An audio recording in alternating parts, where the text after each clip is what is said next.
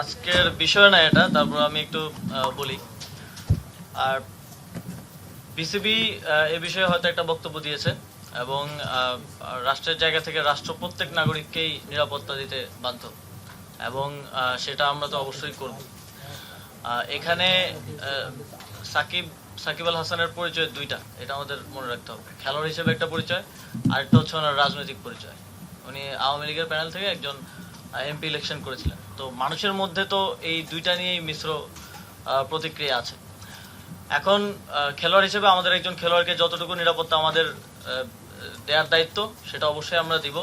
তিনি দেশে আসলে আমরা সেটা দিব, এবং তার নামে যে মামলাটা হয়েছে, হত্যা মামলা, সেটার বিষয়ে আমরা ইতিমধ্যেই বলেছি, ইতিমধ্যেই আইন মন্ত্রণালয় বলেছে যে সংশ্লিষ্টতা না থাকলে প্রাথমিকভাবেই নামটা বাদ দেওয়া হবে।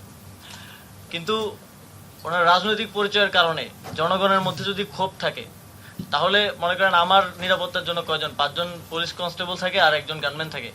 আমার উপরে যদি দেশের 16 কোটি জনগণের, লেটসে 10 কোটি জনগণের যদি ক্ষোভ থাকে, তাহলে এই 5-6 জন আমাকে কি নিরাপত্তা দিবে?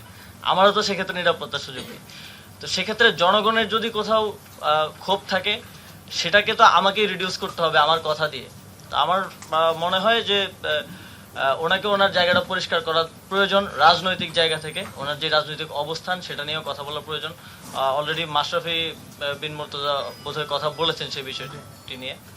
তো জনগণের পক্ষ থেকে যদি নিরাপত্তা ঝুঁকি থাকে, সেটা কেউই কাউকে আসলে দিতে পারবে না। শেখ হাসিনাকেও তো নিরাপত্তা দেওয়া যায়নি, তাকে দেশ ছেড়ে পালাতে হয়েছে। তো সেই জায়গাটা, রাজনৈতিক বিষয়টা পরিষ্কার করা প্রয়োজন বলে আমি মনে করি। কিন্তু একজন খেলোয়াড় হিসেবে আমাদের প্রত্যেক খেলোয়াড়কে নিরাপত্তা দেয়াই আমাদের দায়িত্ব, এবং সেই দায়িত্বটা আমরা পালন করব।